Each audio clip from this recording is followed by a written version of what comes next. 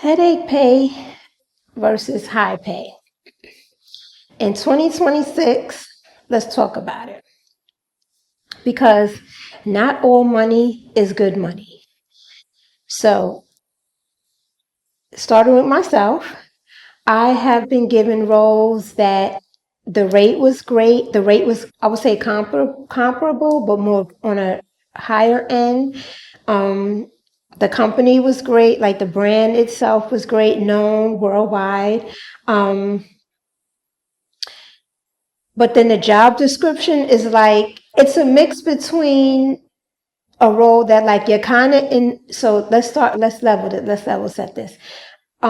Depending on where you're at in your career, if you're mid-level or more senior level, the role might have more in the weeds work as opposed to more leadership visibility, right? So you got to think about that. And it's more headache pay, I would say, because again, the rate is good, it looks good on paper, it fits all your boxes, it seems flexible, and this is for if it's remote versus if it's hybrid. The job description, again, some job descriptions, they are just pulled down, they're made up, right? Not all job descriptions come from the company per se.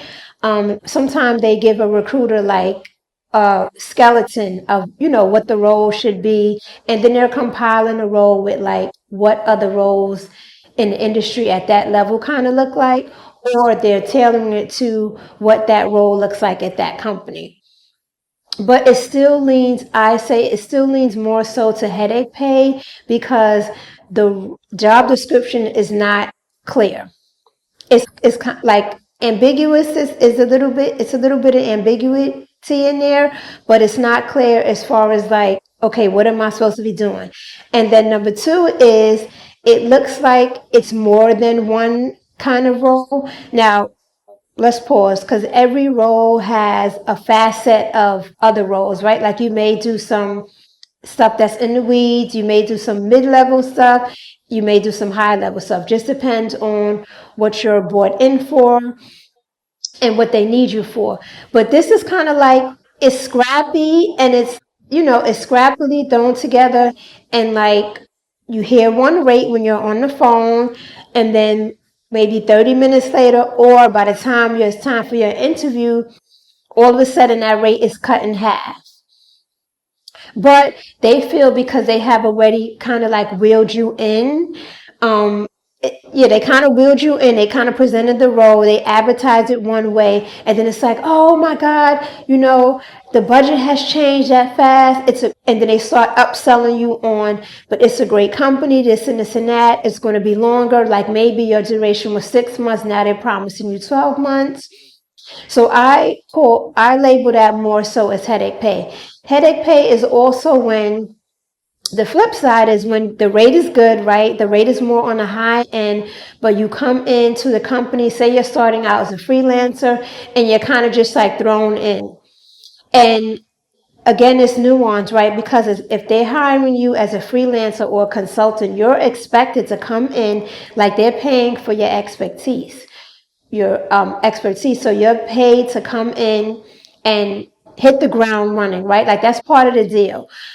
Because for that, they would just hire someone permanently, because we know permanent roles, you have that 90-day grace period per se. You're not really judged until like your 90-day, right? So that's when you have like that 90-day evaluation, and they figure out what you're doing well in, what you caught on with quickly, what they want you to work on, and then what's your plan? Like how does that role look in a year's time? So that's judged a little bit differently. When you're coming in as a freelancer or a consultant, they expect you to hit the ground running. That means you have enough expertise under your belt, you have enough knowledge to where you can firmly and positively execute. You don't need hand holding, put it like that. Now, headache pay is, I'm still on headache pay. Follow me, stay with me. Headache pay is you're thrown into meetings with like, you don't know what's going on. It's more like, so there's an empty chair in the structure or the hierarchy of the company, and then inviting you in as a freelancer to kind of fill that role.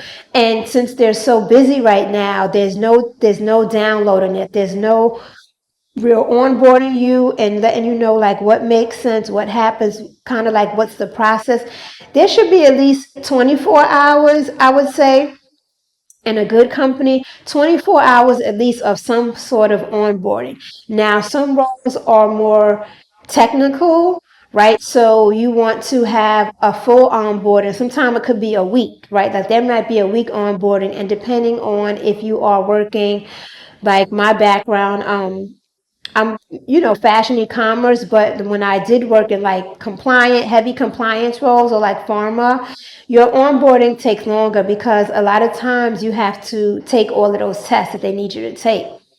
You have a bunch of tests that can be like 30 minutes to 15 minutes. Just make sure that you understand the company and making sure like they're not going to be sued, which I kind of talked about this slightly before in another video.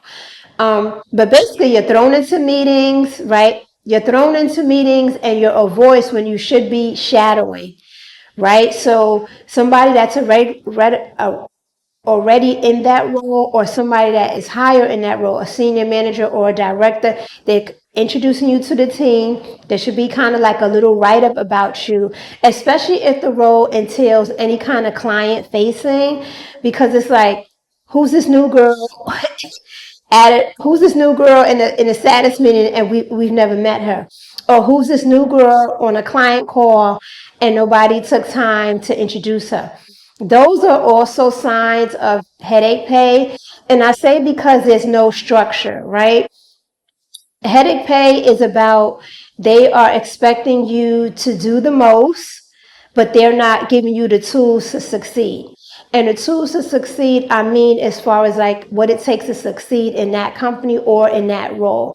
So this should happen in your job interview when you're meeting with the manager or the director, the VP, whoever, line that whatever channel of business you're falling under, that should be some questions you should ask. What does your 90-day in this role look like? What is expected the first 30 days, or what makes someone excellent in this role?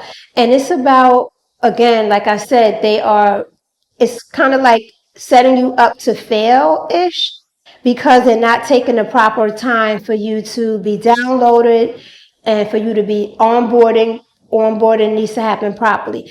And a lot of times when you are starting at a company, especially if you're remote, if they're shipping you the laptop and all of that kind of stuff, a lot of times you're having technical issues, and not because you don't know how to get onto the system. It's just like stuff that happens with the computer is new, you're new to the system, setting up your email, making sure everything works, making sure that your email is not going to somebody's spam, or you don't have your file set up to where like they sent it to you, but it went to like a hidden mailbox, and then you're invited, you're on the calendar to join the meeting, but you didn't even get the proper invite, or you have multiple emails in the system.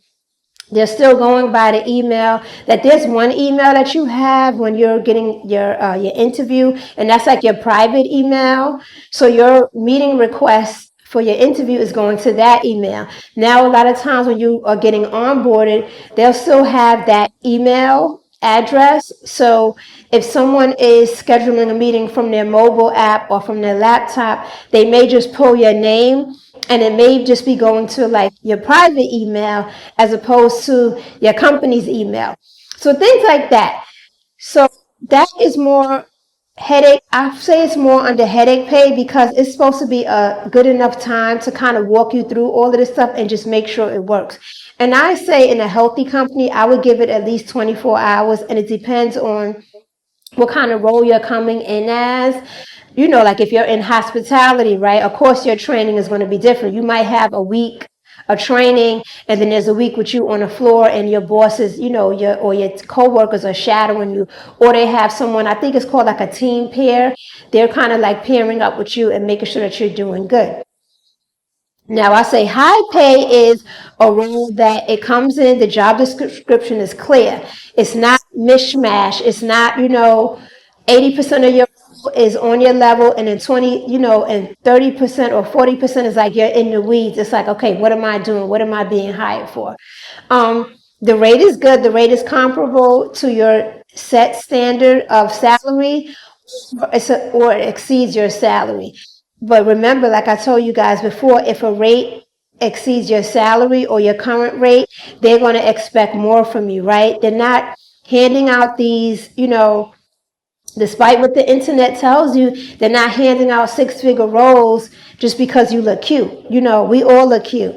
That's part of your marketing. But it's about your skill set as well, right? So you may have your technical skills, and then the other 20% is your soft skills. And your soft skills are more like making sure that you fit in with the culture, right? Like you understand the team likes you, because again, I say the headache pay is everything is you're thrown in. You're thrown in aggressively, you're thrown in fast, and it's a thin line to like it goes into start being toxic. And just from my experience, like if they're not onboarding you properly, if they're throwing you in and it's falling under the headache pay, later on or 6 months into that role, even 3 months in, like some portals I'm on, I hear them in 3 months saying, "Oh my God, I can't take this. This is pure chaos." And sometimes you're blinded by the rate, and then when you get in there, it turns out to be it's a high rate, but and I call it, so it's headache pay. Yeah, so you're thrown in, the scope is not clear. 90 days, you're like, oh my God, or you look like 1 week in, you're looking for a new role. And I know that because this has happened to me as well. Like I have taken a role, a freelance role or whatever. And by day three, I'm like, okay, I'm not doing this. I'm not like, this is not enough money for me. This is a headache. It's a headache role. So it's not worth it. And everybody might not be as fortunate to where you can just, say, I'm not doing this. Because again, it's based on your background, your skill set, your level of experience. But if you have a pretty good resume, another role is coming. So you have to have confidence and put yourself out there, do your due diligence, read those job descriptions, make sure that they make sense, make sure that you're not getting mesmerized, like, okay, the pay is high, great, but does it fit all of the other check marks? Is this sustainable? Hiring at Q4 does not look like hiring in Q1, right? So in Q4, it may be normal to have a half a day onboarding, right? Because it's Q4, so everything is aggressive, and they're trying to spend that money so that that budget isn't going back, or the client isn't saying what's going on. Whereas Q1, they're bringing you in. There should be like at least a week time, I would say specifically. Just depending on the role. If you're in finance, pharma, it might be a week. Pharma also, they can throw you in a lot of meetings, which is also why I left. But no, I left also because I just wanted my life back. I got tired of, no amount of money was me being on pictures late at night. I told you this in another video. My coffee is cold. By the time I come out, I'm being harassed on what is this, what's happening, what's the next step. Meanwhile, we're all in the same meeting. Like, did you see me in the same meeting? Didn't I sit next to you in the meeting? Why are you asking me what's going on next? Right? So things like that. But sorry, because I'm also getting over a cold.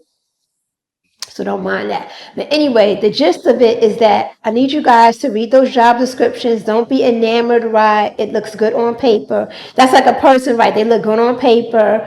They're marketing as well, but they don't produce, right? The producing is not there.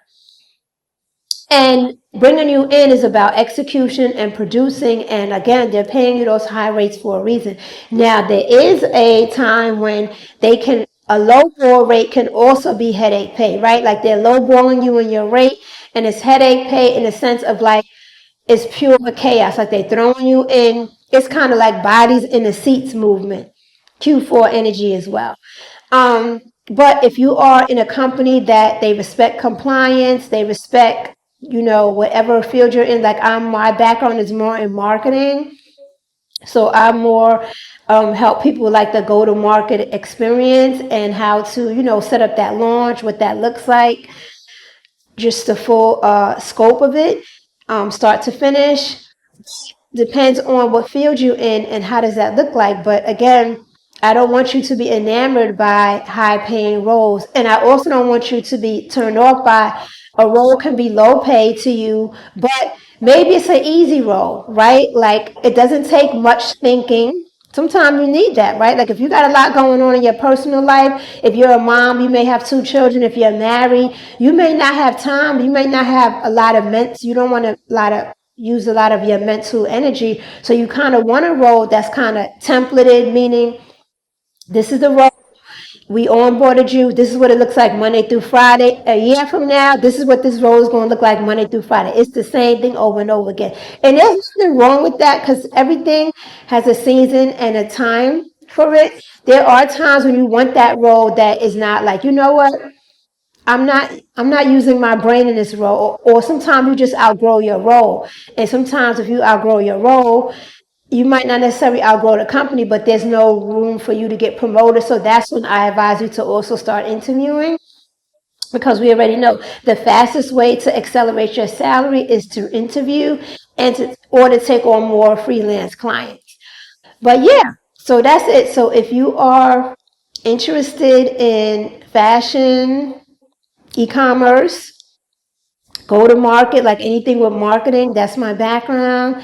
A little bit of lifestyle as well. We're gonna have fun on this channel, but yeah, but I rolling out my 2026 career strategy just to give like different strategies and just, because there's so many different rates happening right now. Like there's good rates, that's excellent, and then there's like low rates. So I just want to bring some categories into it and just want you to read those job descriptions and look at like what makes sense and just give it a chance. And sometimes your miracle doesn't come in the way that you expected it to come in. It's coming in a different package, and you need to be ready either way. But